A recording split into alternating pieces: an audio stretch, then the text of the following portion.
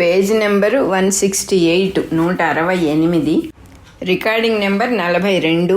త్రిపురాదేవి కథగా చెప్పుకుంటూ ఉన్నాము.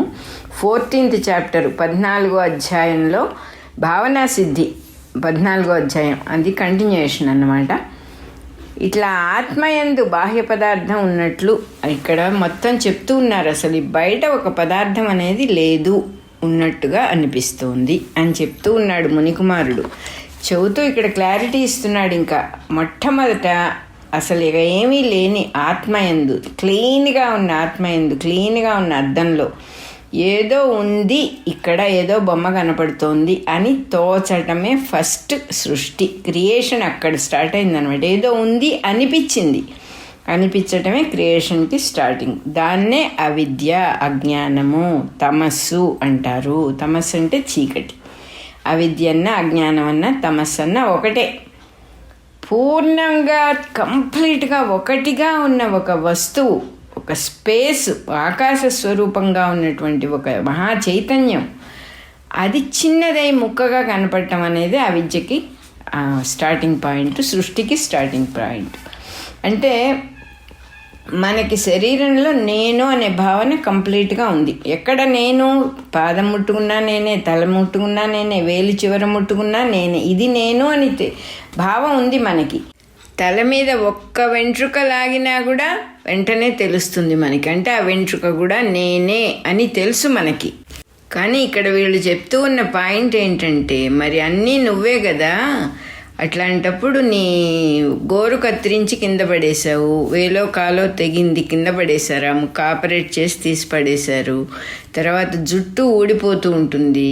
మరి ఆ పడిపోయి నీ దేహంలో నుంచి కింద పడిపోయినవి ఏవి నువ్వుగా అనుకోవటం లేదు కదా, అక్కడ నేననే భావం వ్యాప్తి అవ్వట్లేదు కదా, అక్కడికి ప్రసరించటం లేదు కదా. కింద పడిపోయిన ముక్క నేను కాదన్నట్టుగా తొలగి వెళ్ళిపోతున్నాం మనం. ఇప్పటిదాకా మన చెయ్యిగానే ఉంది, మన వేలుగానే ఉంది, మన జుట్టుగానే ఉంది, మన గోరుగానే ఉంది. అది కట్ చెయ్యంగానే అది ఒక ఏహ్యభావం, మనది కాదు అనే భావం వచ్చేస్తుంది.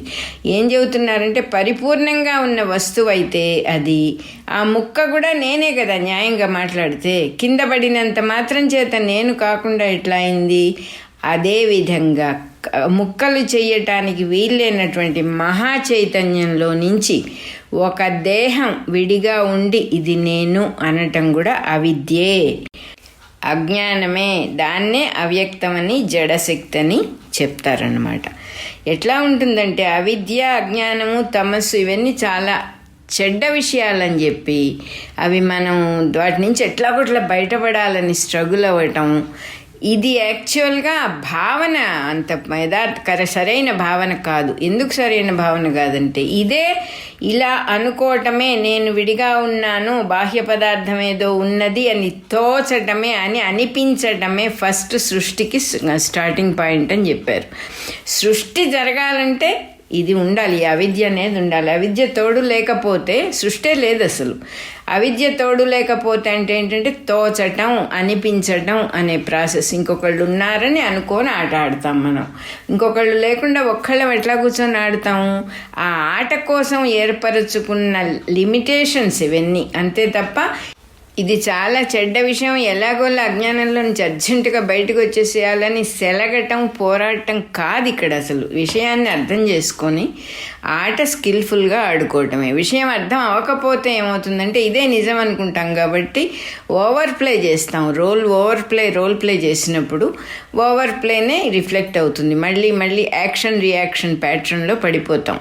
మనకి తెలుసు, ఒక డైలాగ్ మొదలు పెడితే ఆగదు, ఒకదాని తర్వాత ఒకటి లింకులు పెట్టుకుంటూ ఉండటం అనేది అయిపోతుంది. ఆటలో ఇరుక్కుపోతాం, పూర్తిగా పాత్రలో ఇరుక్కుపోతాం. అందుకని విషయాన్ని తెలుసుకోవాలి, ఇది ఏది ఏమిటి అని వివరంగా ఇక్కడ చెబుతూ ఉన్నారు.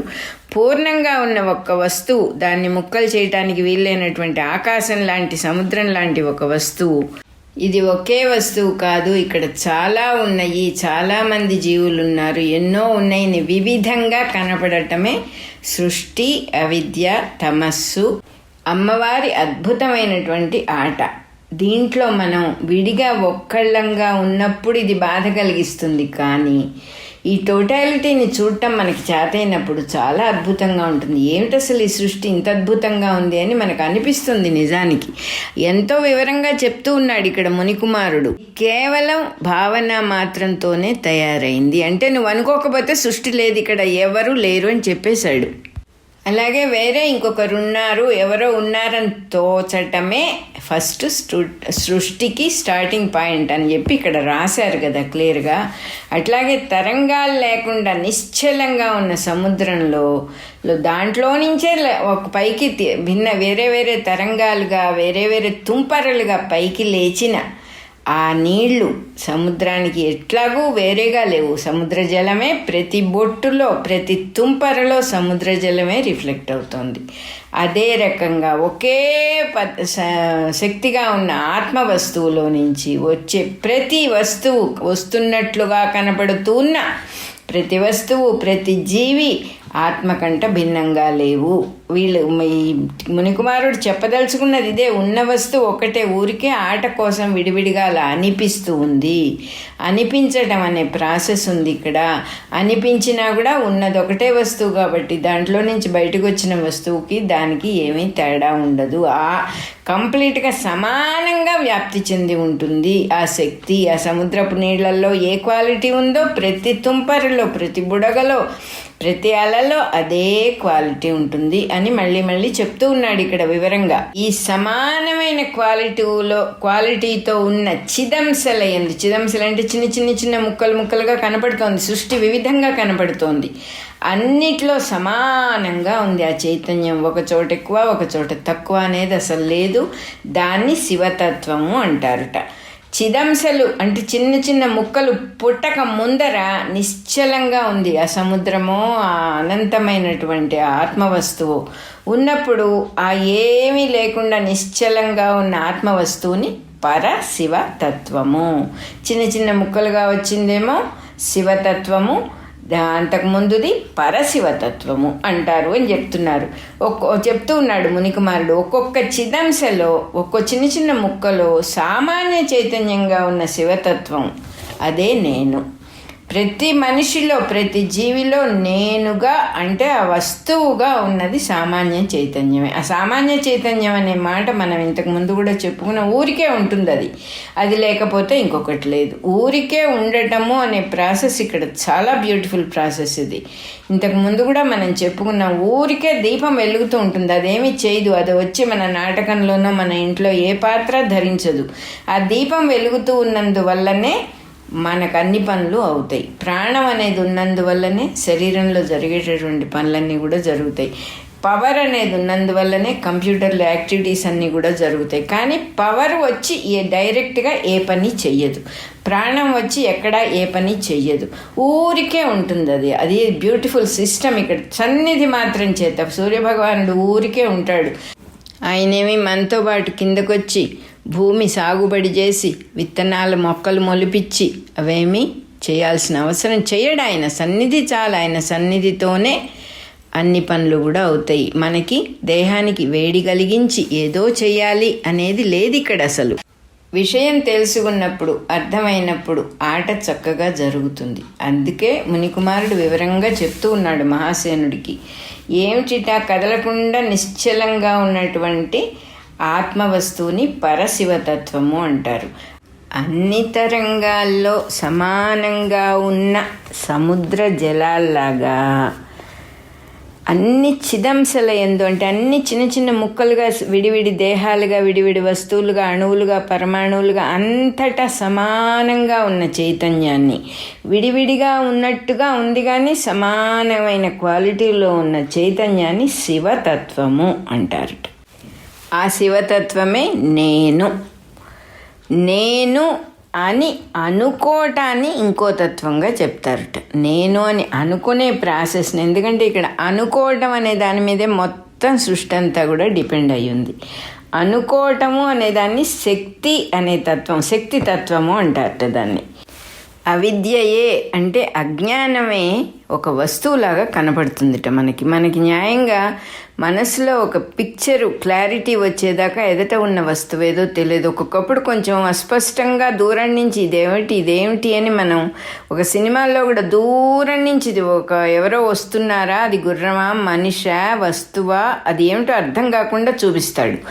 అది తెలియాలంటే మనస్సులోకి ఆ పిక్చర్ తాలూకు క్వాలిటీ రావాలన్నమాట. దాన్ని మొత్తం ఫిగర్ చేయగలగాలి మనస్సు. అట్లా వేరొక వస్తువేదో ఉన్నది అని తోస్తుందిట మనకి. అవిద్యే వస్తువులాగా, వేరే మనిషిలాగా ఈ చిదంశలన్నిటికీ తోస్తుందిట. చిదంశలు అంటే చిన్న చిన్నగా ఉన్న ఒక్కొక్క విడివిడిగా ఉన్న మనుషులందరికీ కూడా వేరుగా ఏదో ఉంది అని తోస్తుందన్నమాట. ఏం చెబుతున్నారు ఇక్కడ? వేరే వస్తువుల్లాగా, వెలుపల వేరే వస్తువులాగా తోస్తుంది. తోచటము అంటే అనిపించటము. ఈ మాట మనం మర్చిపోకూడదు. ఎందుకంటే ఇక్కడ అనిపించటం లేకపోతే ఏమీ లేదు, సృష్టే లేదు అసలు మనకి. మనం అనిపించటం, అనుకోవటం మానేసి నిద్రపోయినప్పుడు సృష్టే లేదు మనకి. అదేం చెబుతున్నారు ఇక్కడ? ఆ తోచటం, ఆ అనిపించటం అనేదే జగత్ అనే చిత్రానికి మొత్తానికి కూడా, ఆ పిక్చర్ మొత్తానికి అదే ఆధారం. ఇట్ కంప్లీట్గా డిపెండ్ అయి ఉంది. ఏది? అనుకోవటం అనే ప్రాసెస్ మీద. ప్రాసెస్సే జగత్తు మొత్తానికి ఆధారం. ఇంకా ఏం చెబుతున్నారు? నేను అనే అనుకుంటూ ఉన్న శివతత్వం, శక్తితత్వం. అనుకోవడం అనేది శక్తితత్వం. కానీ దేన్ని అనుకుంటోంది? నేను అంటే శివతత్వం. నేను అనుకుంటున్న శివతత్వము బయట వేరేగా ఏదో ఉన్నది అని కనపడుతూ ఉన్న అజ్ఞానాన్ని చూసి గుర్తిస్తుంది, ఇదేదో ఉంది ఇక్కడ, నేను ఇది అని అనుకుంటుందిట. అట్లా అనుకున్నప్పుడు, అంటే మనం అట్లా అనుకున్నప్పుడు ఆ దాన్ని సదాశివతత్వము అంటారట. ఇక్కడ సూక్ష్మంగా అర్థం చేసుకోవాలి. బయట అవిద్య అనేది వేరే ఇంకో వస్తువులాగా వెలుపల మనకి కనపడుతోంది. కనపడ్డప్పుడు బయట వేరే పదార్థంగా తోస్తూ ఉన్న అజ్ఞానాన్ని చూసి నేను ఇది అని తలుచుకుంటాం, అనుకుంటాం మనం నేను ఇది అని. ఏమిటి? దేన్ని మనం నిజంగా దాని మీద పాండరోవర్ చేస్తే దేహాన్ని చూస్తాం. బయట వెలుపలగా దేహాన్ని చూస్తాం. మనకి వెలుపలగా మన దేహాన్ని చూస్తాం. ఇంకా చాలా దేహాలు చూస్తాం. కానీ వేరే దేహాలని చూసినప్పుడు బయటగా ఉంది అనుకుంటాము. మన దేహాన్ని చూసినప్పుడు అది బయట మనకు కనపడుతోందనే స్పృహ మనకు ఉండదు, మర్చిపోతాం ఆ విషయం. వెలుపలగా ఉన్న మన దేహాన్ని చూసి నేను ఇది అని అనుకుంటాం మనం. అది చాలా న్యాచురల్. దాన్ని సదాశివతత్వము అంటారట. అదియే అవిద్యయే తనైనట్లుగా అనుకుంటూ, ఇంకా కొంచెం డిఫరెంట్గా చెప్తూ ఉన్నారు ఇక్కడ. అవిద్య తనైనట్టు అనుకుంటాడు ఒక్కొక్కప్పుడు. అవిద్య తనైనట్టు అనుకోవటం అంటే ఏమిటి? మనం అనుకోవటం అంటే ఏంటి? నేను ఇది అన్నప్పుడు నేను అనేది మహాచైతన్యము, ఇది అన్నప్పుడు దేహము. ఇది నేను అయినప్పుడు ఏమవుతుంది? అవిద్య ఇది నేను అని అవిద్య అనుకుంటోంది నేను అని. అప్పుడు ఈశ్వరతత్వం అవుతుంది అంటున్నారు. కొంచెం ఇక్కడ మెలికగా చెప్తూ ఉన్నారు. నేను ఇది అన్నప్పుడు సదాశివతత్వము, ఇది నేను అన్నప్పుడు ఈశ్వరతత్వం. ఈ రెండు మనకు అనిపిస్తాయి అంటున్నారు. దీని మీద కొంచెం మనం జాగ్రత్తగా మాట్లాడుకుందాం. ముందు మనం వినంగానే ఇది కొంచెం కొత్తగా ఉంటుంది. ఎందుకంటే నేను దేహము అని అనుకున్నప్పుడు సదాశివతత్వం, దేహము నేను అనుకోవడం, ఈ రెండింటి తేడా ఉందా అని మనకు ఆశ్చర్యం వేస్తుంది. నేను దేహము అనుకున్నప్పుడు నేను అనేది మహాచైతన్య స్వరూపం. అది నేను దేహము, అవిద్య. దేహము అంటే అవిద్య, అది రెండో వస్తువు అవుతుంది. దేహము నేను అన్నప్పుడు అవిద్యకి ఇంపార్టెన్స్ ఇస్తున్నాం. ఫస్ట్ దేహానికి ఇంపార్టెన్స్ ఇచ్చి తర్వాత నేను అని వస్తుంది, తర్వాత చైతన్యం శక్తి గురించి వస్తుంది. ఆ రెండింటికి తేడా ఉంది. అది ఈశ్వరతత్వము. నేను దేహము అనేది సదాశివతత్వము. దేహము నేను అనుకున్నప్పుడు ఈశ్వరతత్వము. ఈ రెండింటికి చాలా సటిల్ డిఫరెన్స్ ఉంది. ఏమిటో చెప్తూ ఉన్నారు ఇక్కడ. అంటే నేను దేహము అని అనుకున్నప్పుడు చైతన్యానికి ఇంపార్టెన్స్ ఉందన్నమాట, ప్రధానమవుతుంది. చైతన్య శక్తి ప్రధానమయ్యి అవిద్యను ఆవరిస్తుందన్నమాట. చైతన్యం నేను అనేది అవిద్యను ఆవరిస్తుంది. అప్పుడు సదాశివతత్వంగా అవిద్య ప్రధానమై చైతన్యాన్ని ఆవరించినప్పుడు ఈశ్వరతత్వంగా అవుతుంది అంటున్నారు. అదేగా ముందు చెప్పింది కూడా అదే. ఆవరించటం అనే మాట ఇప్పుడు కొత్తగా చెప్పారు. ఏమిటి?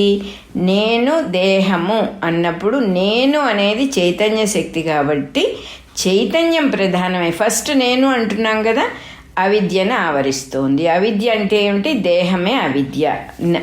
ఆ అవిద్యను నేను ఆవరిస్తోంది. అప్పుడు అది సదాశివతత్వము అంటారు. అదే మళ్ళీ ఇప్పుడు ఇది నేను అన్నప్పుడు అవిద్య ప్రధానమైపోతుంది. అవిద్యని ఫస్ట్ చెప్తూ ఉన్నాం మనం.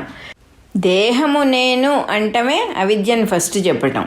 అంటే చైతన్యాన్ని అవిద్య ఆవరించిందన్నమాట. అంటే చైతన్యం అన్ఇంపార్టెంటు, దేహం ఇంపార్టెంట్గా అయిపోతుంది. ఇక్కడ ఈ రెండిటికి తేడా ఉన్నది. ఆ తేడాని జాగ్రత్తగా గమనించాలి అంటున్నారు. నేను దేహము అన్నప్పుడు నేనుకి ఇంపార్టెన్స్ వస్తుంది, దేహము నేను అన్నప్పుడు దేహానికి ఇంపార్టెన్స్ వస్తుంది. అక్కడ దేహం ముందర వచ్చినప్పుడు అది అవిద్యతో చైతన్యం ఆవరించబడింది అని చెప్తూ ఉన్నారు. ఈ తేడాని జాగ్రత్తగా గమనించటానికి ఒక పేరు పెట్టారు మళ్ళీ. సదాశివతత్వానికి ఈశ్వరతత్వానికి ఉన్న ఈ తేడాని జాగ్రత్తగా విమర్శించి గ్రహించుకోవటం అనే దాన్ని శుద్ధ విద్యాతత్వము అంటారట. మనం ఇప్పుడు అదే చేసాం, మనం బాగానే గమనించుకున్నాం. ఏది ముందరొస్తోందో రెండో దాన్ని అది ఆవరిస్తోంది. కాబట్టి ఆ రెండు తత్వాలు ఇలా ఉన్నాయి అని మనం గ్రహించుకోవటాన్ని శుద్ధ విద్యాతత్వము అంటారట. నేను ఇది నేను అనే రెండు విధాలైన భావనల్లోనూ లోపల ఒకే వస్తువు ఉన్నది, నేను అనే చైతన్యం ఉన్నది అని గుర్తించడమే శుద్ధ విద్య. రెండిట్లో నేనుంది. ఇక్కడ 5 విషయాలు చెప్తూ ఉన్నారు, 5 తత్వాలు చెప్తూ ఉన్నారు. మళ్ళీ ఏమిటంటే అవి శివము, శక్తి, సదాశివము, ఈశ్వరము, శుద్ధ విద్య అనే ఈ 5 తత్వాలు కూడా అవిద్య ప్రబలంగా ఉండని తత్వాలు అన్నమాట. ఈ స్టేజ్ అంటే సృష్టి ఎలా వస్తుంది, అవిద్య ప్రబలం అయితేనే సృష్టి ప్రబలం అవుతుంది. ఇక్కడ నేను అనే చైతన్యాన్ని గుర్తిస్తూనే ఉండటం ఇంకా జరుగుతూ ఉంటుందిట. ఈ 5 తత్వాలని అందువల్లనే శుద్ధ తత్వాలు అన్నారు. ఆ నేను అనే చైతన్యం గుర్తించబడుతూ ఉంటుంది కాబట్టి ఇక్కడ ఇంకా ఎక్కువ జడశక్తి, మాయ ఎక్కువ ఉండదు అని చెప్పాడు మునికుమారుడు. అట్లాగే అవిద్య జడశక్తి. జడశక్తి అంటే ఏంటంటే భేదశక్తి. అఖండంగా ఒక్కటిగా ఉన్న మహా చైతన్యాన్ని ముక్కలుగా చూడటం, విడివిడిగా భావించటం అనేదే జడశక్తి, అవిద్య, అజ్ఞానము. ధర్మము, ధర్మి అనే విషయాల గురించి ఎక్స్ప్లెయిన్ చేస్తున్నాడు మునికుమారుడు. ధర్మి అంటే ఒక అగ్ని ఉంటే ఒక నిప్పుని ధర్మి అంటారు. దానికి ఉన్న దహించే లక్షణాన్ని ధర్మము అంటారు. కానీ ఇక్కడ ఏమవుతుందిట, జడశక్తి ధర్మి అవుతుంది. అంటే అజ్ఞానం మెయిన్గా వచ్చేసి చైతన్యం దానికి ధర్మం అయిపోతుంది. అంటే రెండో వస్తువుగా అయిపోతుంది చైతన్యం. ఇది నేను అయిపోతుంది, నేను ఇది కాస్త ఇది నేనుగా అయిపోతుంది. అట్లా భేద బుద్ధి ఎక్కువైపోయి జడశక్తికి జడశక్తి ధర్మిత్వాన్ని పొందుతుంది. అంటే గుణాలు ఎక్కువైపోతాయి. వస్తువు కంటే గుణాలు ప్రాధాన్యం వహించేటప్పటికీ మాయాతత్వం అయిపోతుంది. అది వస్తువు కాదు. వస్తువుని చూడం మనం, ఎంతసేపు భగవంతుడిని చూడం, భగవంతుని గుణాలని పట్టుకుంటాం. I am greater than my greatness అంటాడు భగవంతుడు. మనం ఏం చేస్తాము, గుణాలని చూడటం నేర్చుకుంటూ ఉన్నాం. మనిషిని చూడం, మనిషిలో ఉన్న చైతన్య శక్తిని, సాక్షాత్తు చైతన్య స్వరూపమే కదా అని చూడం. మనం వాడు మంచివాడు, వీడు చెడ్డవాడు అని గుణాలను ఎక్కువ చూస్తాము. ధర్మిని చూడకుండా ధర్మాన్ని చూస్తాం. కాబట్టి మాయ చేత ఆవరించబడి జడశక్తి ధర్మిత్వాన్ని పొంది మాయాతత్వం అయిపోయింది అని చెప్పారు. ఇందాకటి దాకా శివతత్వం, సదాశివతత్వాలు అన్నీ పోయి ఇప్పుడు మాయాతత్వం వచ్చేసింది. మాయతో ఆవరించబడ్డ చైతన్యం సంకుచితమైపోతుంది, చిన్నదిగా అయిపోతుంది. అప్పుడు ఏమవుతుందిట, కళ, అవిద్య, రాగము, కాలము, నియతి అని 5 కంచుకముల చేత చుట్టబడి అంటున్నారు. కంచుకములు అంటే కవర్ చేసేదాన్ని కంచుకము అంటారు.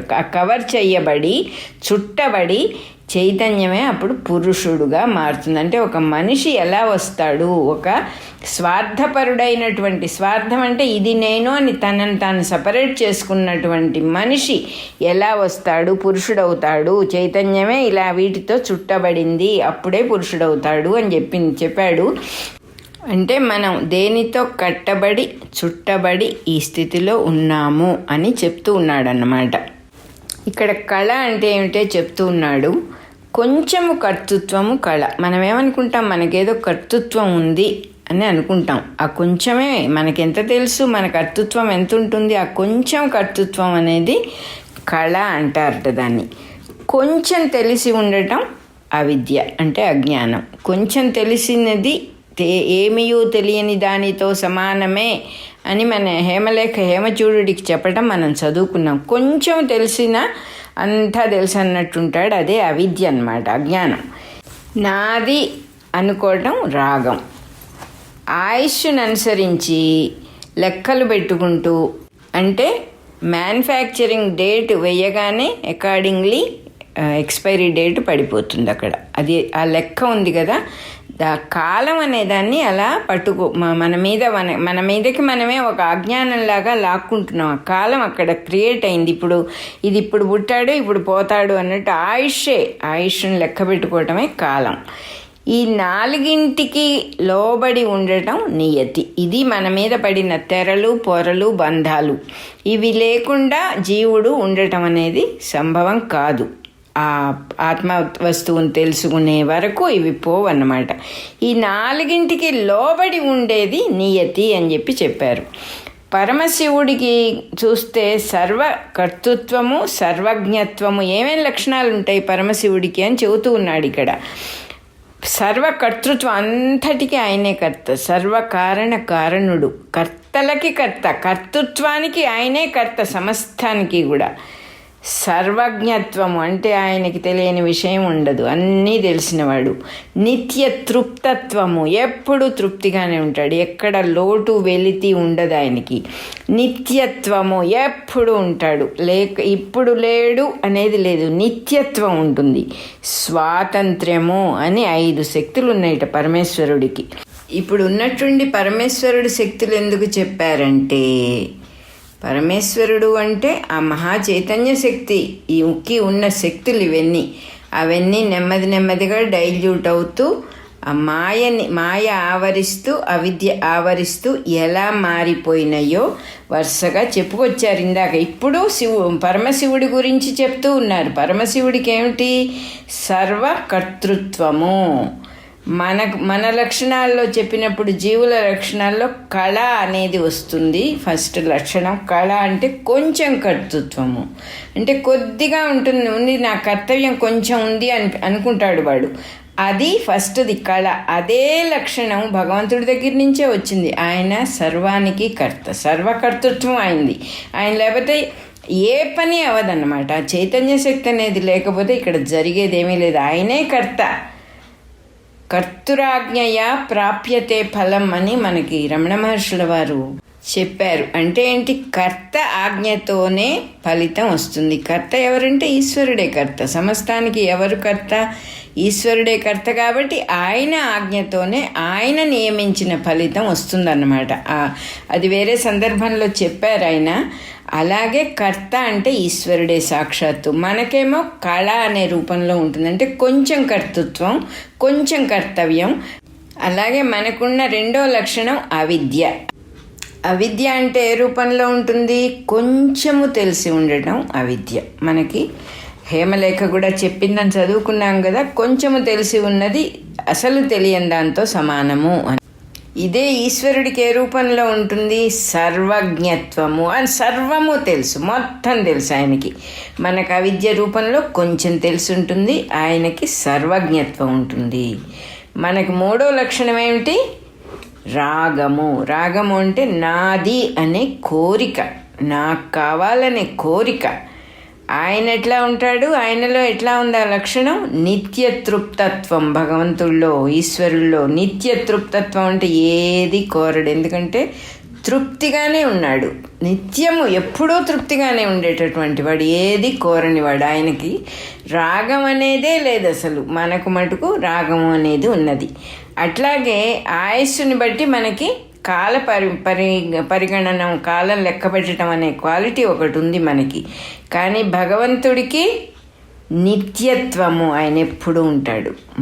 మనకి ఆయుర్దాయం ఒక లిమిటేషన్ ఉంది. ఇక్కడి నుంచి ఇక్కడి దాకా, డేట్ ఆఫ్ బర్త్ నుంచి డేట్ ఆఫ్ డెత్ దాకా మధ్యలో ఉన్న డాషే మన జీవితం.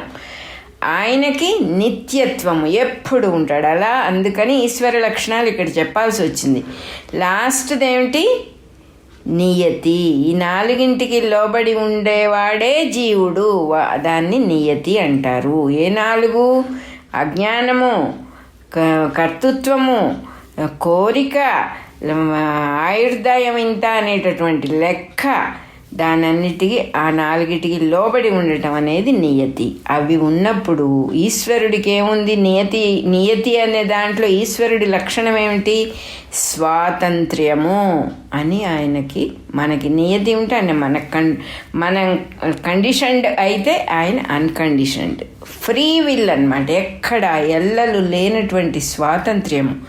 స్వాతంత్ర్యము అనే మాటకి మనం అర్థాలు చెప్పుకోవాలంటే నిజంగా అంతులేనన్ని అర్థాలు ఉన్నాయి. అది డిక్షనరీ అర్థాలు కాదు నేను చెప్పేది. డిక్షనరీలో ఎన్నున్నాయో నాకు తెలియదు.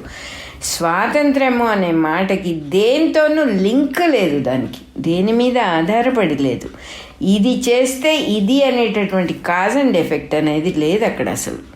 సర్వస్వతంత్రుడు, ఎప్పుడైనా చేస్తాడు, ఏదైనా చేస్తాడు, ఏదైనా చేయకుండా కూడా ఉంటాడు. ఘటనా సమర్థుడు, చేస్తాడు, చేయకుండా కూడా ఉండగలడు. అసలు ఇది అది అని చెప్పడానికి అటువంటి స్వాతంత్ర్యం ఉంది ఆయనకి. మనకి నియతి ఉన్నది, మనకి కండిషన్డ్ లైఫ్ అనేది ఉన్నది. అట్లా అందుకని ఇక్కడ ఈశ్వర లక్షణాలు చెప్పాల్సి వచ్చింది. ఈ 5 కంచుకాల చేత, ఈ 5 అజ్ఞానముల చేత ఆవరించబడి ఉన్నాడు పురుషుడు. అప్పుడే పురుషుడు అనే వ్యవహారం ఏర్పడుతోంది. లేకపోతే ఆ మహాచైతన్య శక్తి అట్లాగే ఉంటుంది. ఆకాశతత్వంలాగా సర్వత్రా ఎప్పుడూ అట్లాగే ఉంటుంది. అది దేంట్లోనూ ఇంటర్ఫియర్ అవ్వదు. ఆ మహాశక్తి, ఆ ఈశ్వర శక్తి అలాగే ఉంటుంది. సృష్టి చేయాలనే కోరిక కూడా లేదు అక్కడ. చాలా ఆశ్చర్యకరంగా అలాగే ఉంటుంది. అందుకని మాయాతత్వాన్ని సహాయం తీసుకుని, మనం భాగవతంలో కూడా చదువుకుంటాం, యోగమాయ హెల్ప్ తీసుకుని మహావిష్ణువు తన కృష్ణుడిగా పుట్టడం, యోగమాయ ఏమో అమ్మవారిగా పుట్టడం, ఆ ప్రాసెస్ అంతా వచ్చింది. అంటే రెండో వాళ్ళు ఉంటేనే సృష్టి. మనకి తెలుసు ఆ విషయం. ఎవరు ఒక్కడే ఉంటే సృష్టి ఉంటుంది. మెదలకుండా నిద్రలో ఉన్నట్టే, మనం యోగంలో ఉన్నట్టే, నిద్రలో ఉన్నట్టే అలా చెప్తూ ఉన్నారన్నమాట ఇక్కడ. ఈ 5 కవర్లు వేసేసుకొని, అంటే ఈ దేహం అనేటటువంటి ఒక చక్కటి మంచి ఇన్స్ట్రుమెంట్ లోపల దూరాడు వీడు. ఈ లక్షణాలన్నీ పెట్టుకొని వచ్చాడు ఇక్కడ యాక్షన్ చేయటానికి. అప్పుడే వాడు పురుషుడు అయ్యాడు. పురుషుడు అంటే అర్థం పురమును ధరించిన వాడు. స్త్రీ పురుషుల గురించి ఇక్కడ చెప్పటలే. పురము అంటే దేహం. మనము దేహం ధరించిన వాళ్ళం కాబట్టి మనం అందరం పురుషులమే. ఇంకో మాట చెబుతున్నారు ఇక్కడ, మనుషుల విచిత్ర కర్మ సంస్కారాలు. అంటే ఎప్పుడండి స్టార్ట్ అయింది కర్మ? అసలు మనిషి పుట్టిందే ఇప్పుడు కదా, వీడి కర్మ ఎప్పుడండి స్టార్ట్ అయింది? పాత కర్మల వల్ల కొత్త జన్మ వస్తోంది అని చెప్పుకుంటున్నారు కదా. అంటే చాలా ఆశ్చర్యకరమైన విషయం ఇక్కడ చెప్తూ ఉన్నారు. ఎప్పటి నుంచో ఉన్నాయిట అవి. ఇవాళ నిన్న మొన్న పుట్టినవి కాదు, మనిషి పుట్టినప్పుడే పుట్టినాయి అని కాదు. ఎప్పుడో ఉన్నాయి, అనాదిగా ఉన్నాయి. ఎలాగైతే అజ్ఞానం అనాది, దీనికి బిగినింగ్ లేదు అని అన్నారో, ఈ కర్మ సంస్కారాలు కూడా అజ్ఞాన రూపమైనవి కాబట్టి ఇవి కూడా అనాదిగా ఉన్నాయిట. దీన్ని మనం ఎట్లా అర్థం చేసుకోవాలంటే, సృష్టిలో లేనివి కొత్తగా రావు, ఉన్నవే రిఫ్లెక్ట్ అవుతాయి తప్ప కొత్తగా మనుషులు ఎవరు లేని వాళ్ళు పుట్టరు. ఉన్నవాళ్లే మళ్ళీ పుడుతూ ఉంటారు. ఉన్న విషయాలే మళ్ళీ ఇంకో రూపంలో స్ప్రౌట్ అవుట్ అవుతూ ఉంటాయి. ఒక చెట్టుకు ఇవాళ ఒక పువ్వు వచ్చింది, మళ్ళీ రేపు ఇంకో పువ్వు వస్తుంది. అది చాలా సహజమైన విషయం. ఆ చెట్టులో ఉంది ఆ లక్షణం. ఆ వరుసగా ఒక్కొక్కటే విచ్చుకోవటం అనేటటువంటి ప్రాసెస్, ఒక్కొక్క పువ్వు మొగ్గ రావటం, మొగ్గ నుంచి పువ్వు అవ్వటం, ఈ సృష్టి కూడా అలాగే ఎప్పుడూ విచ్చుకుంటూ ఉంటుంది. ఎక్కడి నుంచి విచ్చుకుంటుందంటే ఉన్న దాంట్లో నుంచే విచ్చుకుంటుంది. కొత్తగా ఏదో మనం చెప్పుకున్నట్టుకు బయట నుంచి ఏ వస్తువులు అవసరం లేదు దాంట్లోనే. అంటే అర్థం ఏంటంటే సర్వజ్ఞత్వము అనబడే ఈశ్వర తత్వంలో ఇవన్నీ కూడా ఇమిడి ఉన్నాయి. అంటే మొత్తం అజ్ఞానము, మొత్తం మనం ఇందాక చెప్పుకున్నటువంటి కాల పరిగణనము, ఈ లెక్కలు వేసేటటువంటి యాటిట్యూడు, స్వభావము, త్రిగుణాలు, మనస్సు, బుద్ధి, అహంకారం, ఇవన్నీ కూడా లోపల ఒక ముద్దగా ఉన్నాయి అని చెబుతున్నారు. సృష్టి ఆరంభంలో బిగినింగ్లో సంస్కారాలు అన్నీ ఒక పెద్ద ముద్దలాగా చైతన్యంలోని జ్ఞానశక్తిని ఆశ్రయించి ఉంటాయి అంటున్నారు. అంటే జ్ఞానశక్తి అనేది ఎవరు పర్మనెంట్? చైతన్య శక్తి. కాబట్టి దాన్ని ఆశ్రయించుకొనే ఉంటుంది అజ్ఞానం కూడా. అన్నీ ఉన్నాయి. ఇప్పుడు మనం ఏమేమి చూస్తున్నామో సృష్టిలో అవేమి కొత్తగా ఎక్కడి నుంచో రాలే. అయ్యో సృష్టి అంతా పాడైపోయిందండి, ఇది వరకు చాలా అద్భుతంగా ఉండేది, అవేం లేవు. ఇది మొదటి నుంచి ఉన్నది, అనాదిగా ఉన్నది, ఎప్పటి నుంచో ఉన్నది. ఎక్కడున్నది? సృష్టి రాకముందు, సృష్టి బిగినింగ్లో సంస్కారాలన్నీ ఒక పెద్ద ముద్దలాగా చైతన్యంలో జ్ఞానశక్తిని ఆశ్రయించి ఉన్నాయి. ముద్ద అంటే ఏమిటి? ఆకాశమే ఆ ముద్ద. అన్నీ ఉన్నాయి దాంట్లో. ఇందులో ఇది లేదు అని ఆకాశంలో మనం ఏది చెప్పటానికి వీల్లేదు. అన్నిటినీ అన్ని ఆ జ్ఞానశక్తిని ఆశ్రయించి అలా ముద్దలాగా ఉన్నాయట. ఆ సంస్కారాల ముద్దనే ప్రకృతి అంటారట. ప్రకృతి అంటే రెండు మాటలు ఉన్నాయి. మనం ఇంగ్లీష్లో నేచర్ అని చెప్పుకోవడానికి వీల్లేదు. నేచర్ అనే మాట కూడా రెండు అర్థాలు ఉన్నాయి యాక్చువల్గా. వాడి నేచర్ అదేనండి అంటాం కదా, వాడి స్వభావం. ప్రకృతి అంటే స్వభావం. అట్లాగే బయట కనపడేటటువంటి చెట్లు, పచ్చదనాలు, అనేక రకాల ప్రకృతి విశేషాలన్నీ కూడా అది అమ్మవారి యొక్క స్వభావం. అది కాదు అని చెప్పడానికి వీల్లేదు మనం. అందువల్ల ప్రకృతిని, ఆ సంస్కారాలన్నింటినీ కలిపి ప్రకృతి అంటారు. ఆ ముద్దని అన్నారు. అందులో ఎలా ఉంటుందో కూడా చెబుతున్నారు. పుణ్యాలు, పాపాలు, మిశ్రమాలు అని కర్మలు 3 రకాలుగా ఉంటాయి. కర్మలన్నీ కూడా ఆ జ్ఞానపు ముద్దని ఆశ్రయించి ఉన్నాయి. ఏది బయట నుంచి ఎక్కడి నుంచి రాలేదు, ఉన్నవే విచ్చుకుంటూ ఉన్నాయి. ఆ విత్తనంలో ఏమేమి ఉన్నాయో అదే చెట్టు అయింది. ఆ చెట్టు నుంచి ఆ విత్తనంలో ఉన్న లక్షణాలు, ఆ జీన్స్ అన్ని విప్పారుతూ ఉన్నాయి. ఆ బ్లూ ప్రింట్ అంతా కూడా ఓపెన్ అవుట్ అవుతూ ఉంది. ఎంత బ్యూటిఫుల్ క్రియేషన్ అసలు ఇది. ఆ 3 విధాలుగా ఉన్నాయి. ఆ 3 విధాలు ఏం చెప్పారు ఇక్కడ? పుణ్యాలు, పాపాలు, మిశ్రమాలు. కొన్ని కర్మలు పుణ్యకర్మలే, వాటిలో మిశ్రమం లేదు. కొన్ని కర్మలు ఈ పని చేస్తే పాపం అన్నారంటే పాపమే. ఈ 2 కలిపి ఇది కాస్త అది కాస్త ఉన్నది కూడా ఉన్నాయి. 3 రకాలుగా ఉన్నాయి. అందువల్ల ఏమవుతుంది? ఈ 3 రకాలుగా ఉన్నాయి కాబట్టి ప్రకృతి ముద్దగా, సంస్కారాల ముద్దగా ప్రకృతి ఉంది కాబట్టి దాంట్లో కూడా 3 రకాలుగా ఉంది. 3 గుణాలుగా వచ్చేసింది ప్రకృతిలో. ఇదే 3 సంస్కారాలు ప్రకృతిలో 3 గుణాలుగా వచ్చేసింది ముద్దగా ఉన్న ప్రకృతిలో. ఏమిటి ఆ గుణాలు? సత్వము, రజస్సు, తమస్సు అనే 3 రూపాలతో ఆ ప్రకృతిలో ఈమిడి ఉన్నాయి ఈ 3 గుణాలు కూడా. గాఢ నిద్ర సమయంలో దీన్ని ప్రకృతి అంటారు. అంటే లోపలగా దాక్కొని ఒక ప్రకృతిగా ఉన్నది, లోపల విత్తనంగా ఉన్నది, దాన్ని ప్రకృతి అంటారు. చిత్తము అని ఎప్పుడు అంటారో ఇక్కడ చెబుతూ ఉన్నారు. మనకి మెళుకు వచ్చే ముందర, ఒక కళ వచ్చే ముందర అది చిత్తంగా మారుతుంది. అంటే దానికి ఒక క్రియేటివ్ నేచర్ వచ్చింది ఆ చిత్తానికి, అది చెబుతూ ఉన్నారు. అంటే మెళుకు వస్తుంది, మెళుకు రాగానే మన క్రియేషన్ మనం మొదలు పెట్టేస్తాం. కళ స్టార్ట్ అవుతోంది అంటే కళ అనే క్రియేషన్ మొదలు పెట్టబడుతోంది. అప్పుడు చిత్తము అంటారు. దాని చిత్తం అనే మాట కదన్నమాట అర్థం. వాసనల ముద్దగా ఉన్న ఈ ప్రకృతిని అవ్యక్తం అని విత్తనం అని చెప్పుకున్నాం కదా, లోపలగా ముద్దగా దాగి ఉంటుంది కాబట్టి అవ్యక్తం, వ్యక్తం కాకుండా ఉంటుంది. అదే రకంగా వాసనలన్నిటితో కలిసి, ప్రకృతితో కలిసి ఉన్న చైతన్యం, వాసనల ముద్దగా ఉన్న ప్రకృతితో కలిసి ఉన్న చైతన్యాన్ని చిత్తము అంటే. అన్నీ ఉన్నాయి ఇక్కడ, మొత్తం అన్ని వాసనలు అంతా, అది విత్తనం కంప్లీట్గా ఉంది. దానికి ప్లస్ చైతన్యం కూడా కలిసింది. అంటే క్రియేషన్ చేయాలంటే నువ్వు బయటకు వచ్చి నిద్ర నుంచి మెళుకు వచ్చి లేదా నిద్ర నుంచి స్వప్న జగత్తులోకి వెళ్ళి నువ్వు ఏదైనా క్రియేట్ చేయాలంటే సరిపోయేటటువంటి చైతన్యం లేకపోతే ఏది కళ కూడా క్రియేట్ అవ్వదు. కాబట్టి ఇక్కడ వివరంగా చెబుతూ ఉన్నారు, ప్రకృతితో కూడిన చైతన్యమే చిత్తము. ఆ కళ క్రియేట్ అవ్వాలన్నా మనకు జాగ్రత్త అనేటటువంటి ఒక స్టేట్ ఆఫ్ మెలకువ కలగాలన్నా కూడా ఈ చైతన్యం ఉండాల్సిందే. దాంతో చైతన్యంతో కూడిన ప్రకృతినే చిత్తము అంటారు అని ఇక్కడ మళ్ళీ విడిగా చెప్పారు. పురుషుల యొక్క వాసనలు చాలా రకాలుగా ఉంటాయి. పురుషులు అంటే జీవుల యొక్క వాసనలు అంటే లక్షణాలు, జీన్స్లో ఉండేటటువంటి అనేక రకమైనటువంటి సంస్కారాలు. వాటి ఏ తేడాల్లో ఉన్నాయో వాళ్ళు కూడా అన్ని తేడాలతోనే పుడతారు, అన్ని తేడాలతోనే ఉంటారు. కుండలన్నీ మట్టిలో కలిసిపోయి ముద్దలైపోయినట్టుగా గాఢ నిద్రలో అన్ని సంస్కారాలు భిన్న భిన్నములైన విడివిడివిడిగా ఉన్న చిత్త సంస్కారాలన్నీ, మానసికమైనటువంటి సంస్కారాలన్నీ కూడా అన్ని చిత్తములన్నీ అంటున్నారు. భిన్న భిన్నములైన చిత్తములన్నీ గాఢ నిద్రలో ప్రకృతి ముద్దగా అయిపోతాయి. అవి కనపడకుండా అవ్యక్తంగా గాఢ నిద్రలో దాక్కొని ఉంటాయి. అసలు సృష్టి అనేదే లేని చోట సృష్టి అనేది ఎలా వచ్చింది? ఒక్కొక్కటి ఎన్ని తయారు చేస్తే అవుతాయి? అసలు ఏమీ లేదు, అంతా ఆకాశమయంగా ఉన్న చోట ఇంతమంది మనుషులు, ఇంతమంది జీవులు, చెట్లు, చేమలు, అణువులు, జంతువులు అన్నీ రావాలంటే ఎంత కార్యక్రమం చేయాలి? అది వరుసగా ఎలా వచ్చింది అన్నీ చెప్పుకొస్తూ ఉన్నారు. ఇక్కడ మునికుమారుడు చెబుతూ ఉన్నాడనమాట.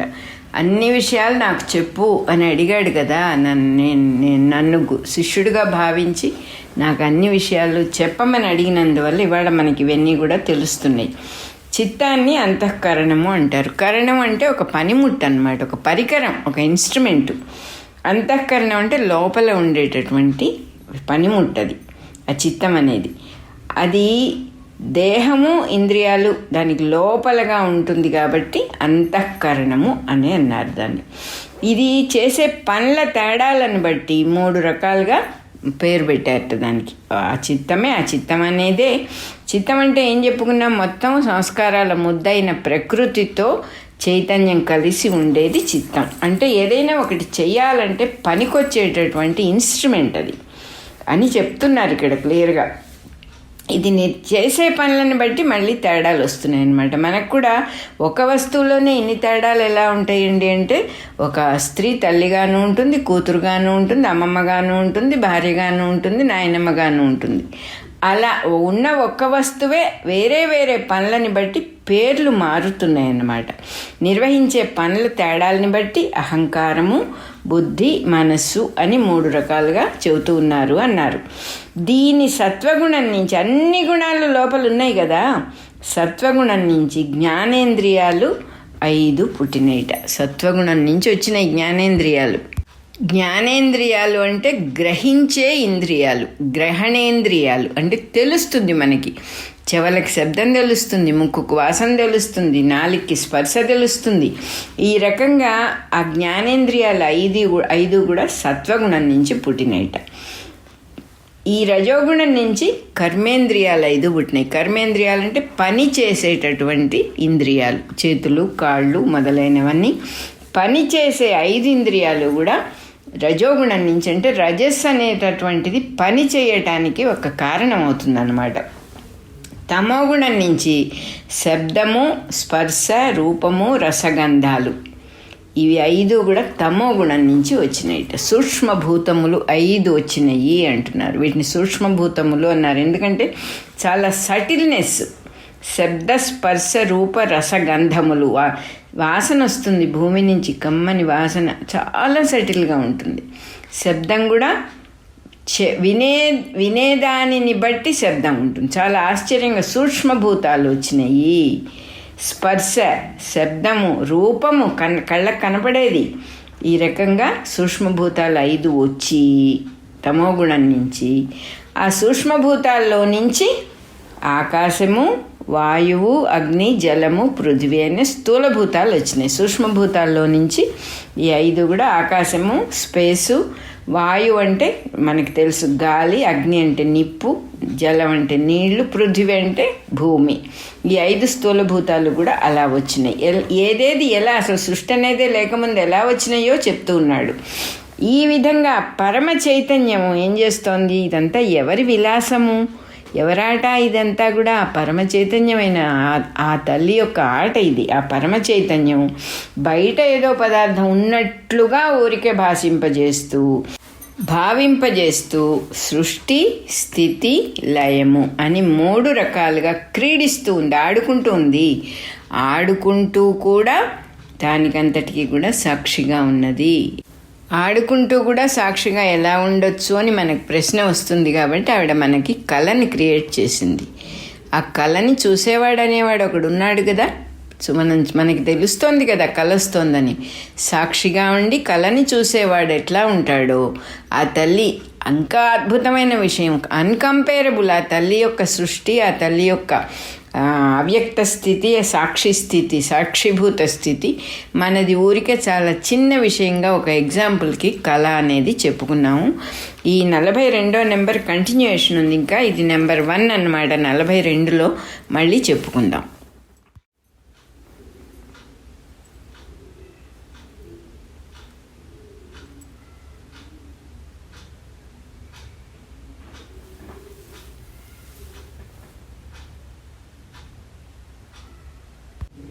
Page number 171, 171. 42వ నెంబర్లో కంటిన్యూయేషన్ ఇది. అంటే 42లో సెకండ్ పార్ట్ అన్నమాట.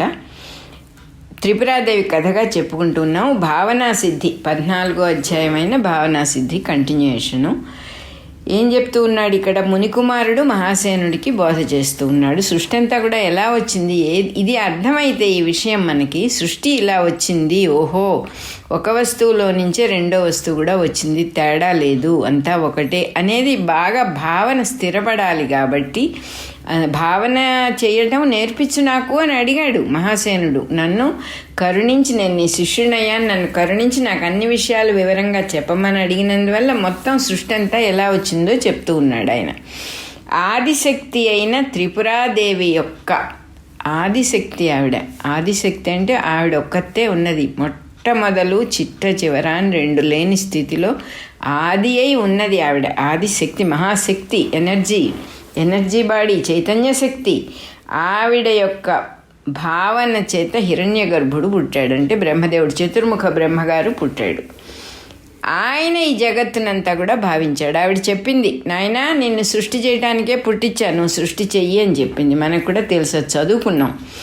ఆయన కేవలం భావించినందువల్ల ఈ జగత్తు పుట్టింది. భావిస్తే జగత్తు ఎట్లా పుడుతుందండి? భావన వల్ల పుడుతుందా? భావన వల్లే పుడుతుందని మనం కూడా ప్రూవ్ చేసుకోవచ్చు. కాకపోతే చెయ్యటము అనే ప్రాసెస్ మనకు ఉంటుంది. ఎందుకంటే అది పైనుంచి వచ్చి స్థూలం అవుతూ వచ్చింది. స్థూలం అవటం అంటే మెటీరియలైజ్ అవుతూ వచ్చింది భావన. మన దాకా వచ్చిన భావన, మన మ్యాటర్ కావాలి మనకి ఏదైనా తయారు చేయాలంటే. కేవలం భావనతో సృష్టి జరగదు మనకి.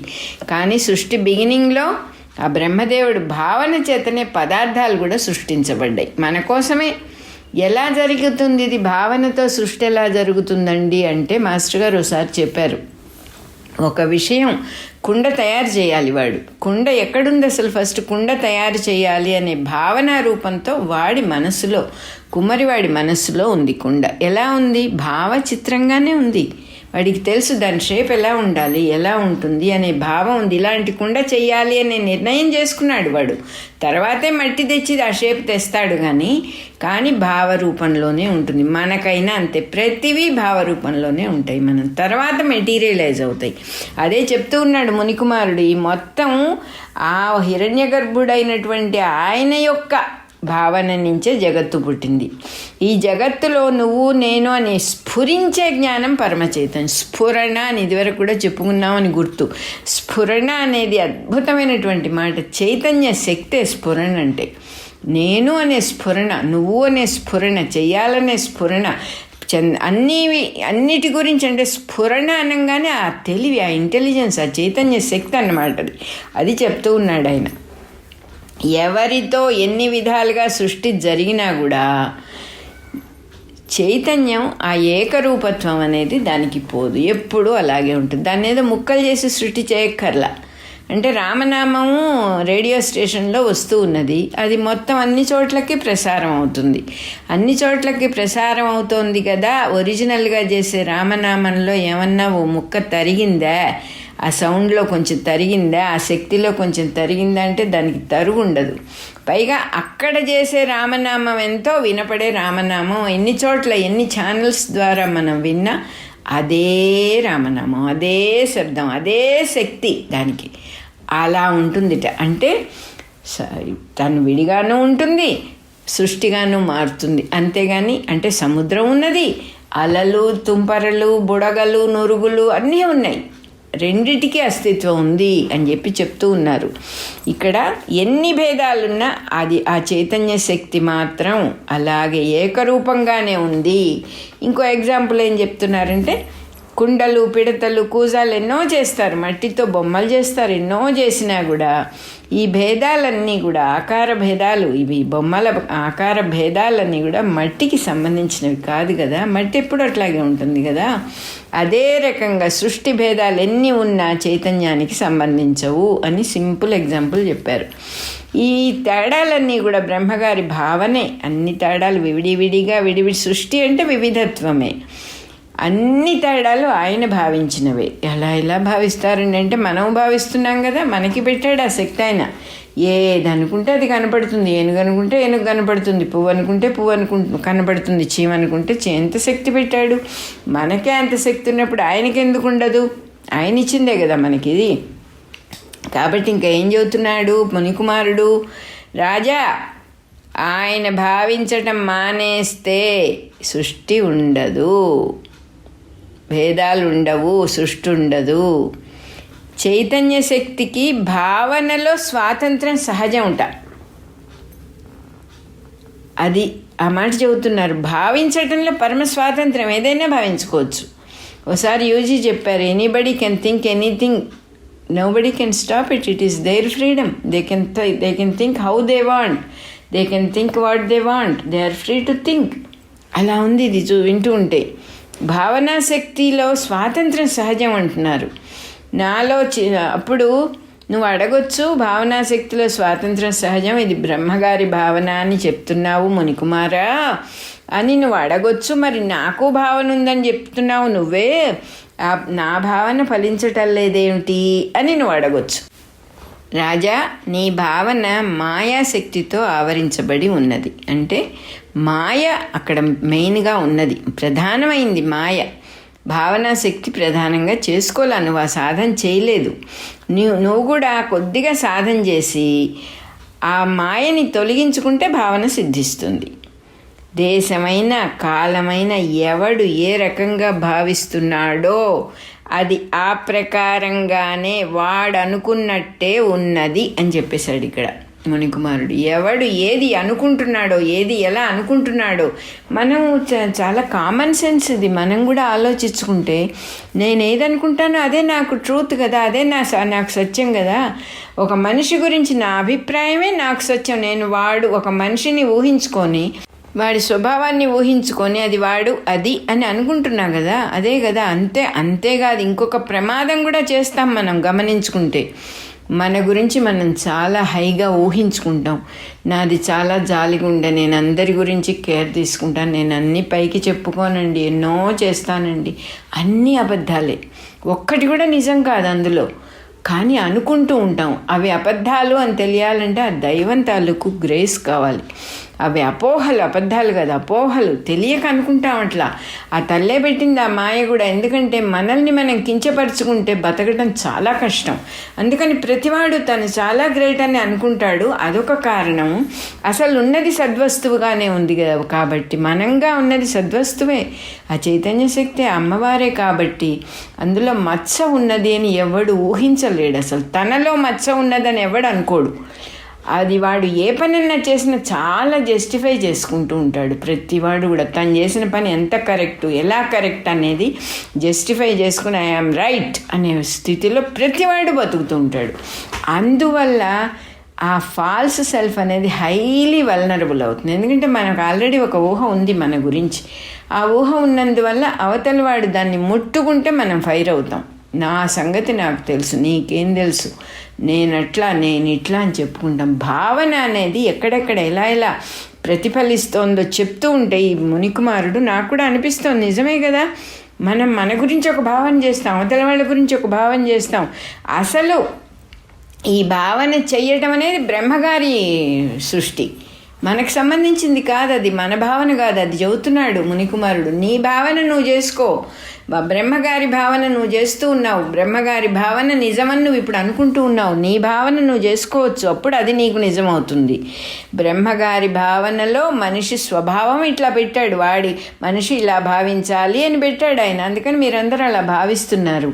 కానీ నీ భావన ఏదో అది నువ్వు తెచ్చుకో అని చెప్తూ ఉన్నాడనమాట.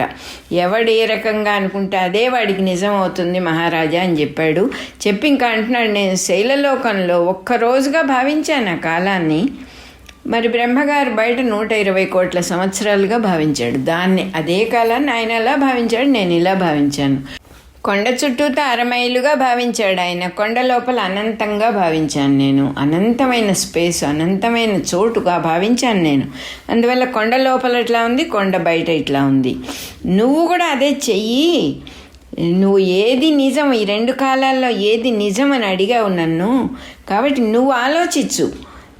ఈ 2 కూడా అసత్యమే, 2 నిజం కాదు. ఎందుకు నిజం కాదంటే ఎవడెలా భావిస్తే అలా అయినా ఇవి. నువ్వు కూడా నీ మనసులో బయట ఉన్న ప్రదేశాన్ని ఇంతే అని భావించుకో, లోపల ఉన్న ప్రదేశాన్ని అంతా అని భావించుకో. అప్పుడు అలా అంతే అవుతుంది, చక్కగా అవుతుంది, అలాగే ఉంటుంది. నువ్వు ఎంతవరకు అట్లా భావిస్తావో అంతవరకు అది అట్లాగే ఉంటుంది. నీ భావన మానుకోగానే అది పోతుంది.